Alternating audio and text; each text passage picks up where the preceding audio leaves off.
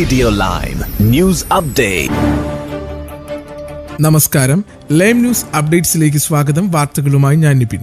UK-യിൽ ശുദ്ധമല്ലാത്ത പാൽ ഉപയോഗിച്ചതിനെ തുടർന്ന് 36 കുഞ്ഞുങ്ങൾക്ക് ആരോഗ്യ പ്രശ്നങ്ങൾ നേരിട്ടതായി സ്ഥിരീകരണം. 1 വയസ്സോ താഴെ പ്രായമുള്ള കുഞ്ഞുങ്ങൾക്കാണ് ഭക്ഷ്യവിഷബാധയെന്ന് സംശയിക്കുന്ന ലക്ഷണങ്ങൾ കണ്ടെത്തിയത്. തുടർന്ന് പല പ്രമുഖ കമ്പനികളും മാർക്കറ്റിലേക്ക് വിട്ട പാൽ ഉൽപ്പന്നങ്ങൾ തിരികെ വിളിച്ചു. ഈ ഉൽപ്പന്നങ്ങളിൽ സെറുലൈറ്റ് എന്ന വിഷാംശം കണ്ടെത്തിയതിനെ തുടർന്നാണ് നടപടി. UK ഹെൽത്ത് സെക്യൂരിറ്റി ഏജൻസിയുടെ റിപ്പോർട്ട് പ്രകാരം കുഞ്ഞുങ്ങൾക്ക് ഛർദി, വയറിളക്കം തുടങ്ങിയ ലക്ഷണങ്ങളുണ്ടായിരുന്നു. ആശങ്കപ്പെടേണ്ട സാഹചര്യമില്ലെന്നും അധികൃതർ അറിയിച്ചു.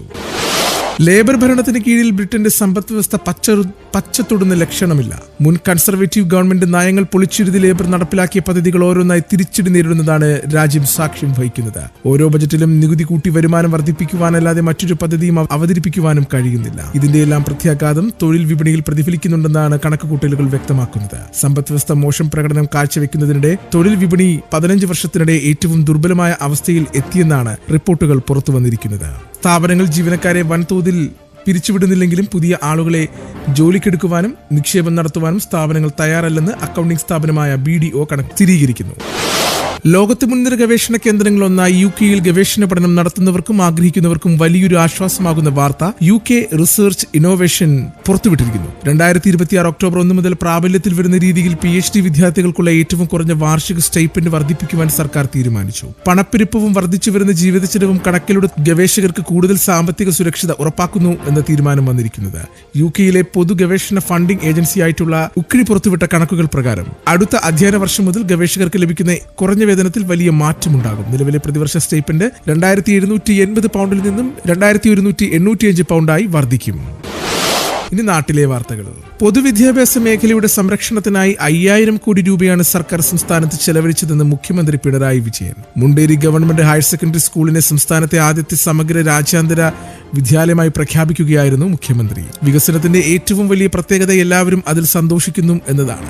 നമ്മുടെ നാടിന്റെ വിദ്യാഭ്യാസ രംഗം നല്ല തോതിൽ അഭിവൃദ്ധിപ്പെടുന്നത് സർക്കാർ നേരത്തെ തന്നെ തയ്യാറാക്കിയ പദ്ധതിയാണ്.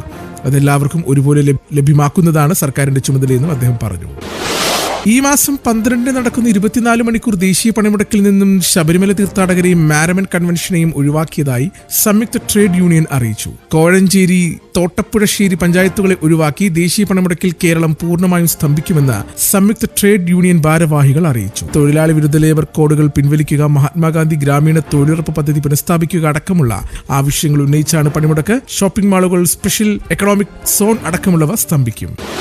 ഇനി കായിക വാർത്തകൾ. രാജ്യാന്തര ക്രിക്കറ്റ് കൗൺസിലിന്റെ സമ്മർദ്ദത്തിന് വഴങ്ങി 2020 ലോകകപ്പ് ഇന്ത്യക്കെതിരെ കളിക്കാമെന്ന് സംബന്ധിച്ച് പാകിസ്ഥാനെതിരെ രൂക്ഷ വിമർശനവുമായി പാകിസ്ഥാൻ മുൻ ക്യാപ്റ്റൻ ഷാഹിദ് അഫ്രീദി. ICCയും ബംഗ്ലാദേശ് ക്രിക്കറ്റ് ബോർഡും മണിക്കൂറുകളോളം ചർച്ച നടത്തിയ ശേഷമാണ് ഇന്ത്യയെ നേരിടാമെന്ന് പാകിസ്ഥാൻ സമ്മതിച്ചത്. ഫെബ്രുവരി 15 കൊളംബിയയിലാണ് ഇന്ത്യ പാക് പോരാട്ടം നടക്കേണ്ടത്. പാകിസ്ഥാന്റെ അഭിമാനം PCB ഇന്ത്യയുടെ കാൽ കീഴിൽ വെച്ചതായി ഷാഹിദ് അഫ്രീദി ഒരു ചാനൽ ചർച്ചയിൽ പ്രതികരിച്ചു.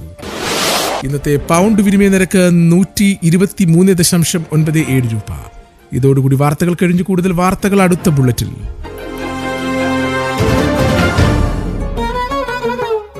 കൂടുതൽ വാർത്തകൾക്കും വിശേഷങ്ങൾക്കുമായി റേഡിയോ ലൈം ആപ്പ് ഡൗൺലോഡ് ചെയ്യൂ. പ്ലേ സ്റ്റോറിൽ നിന്നും ആപ്പ് സ്റ്റോറിൽ നിന്നും. Radio Lime.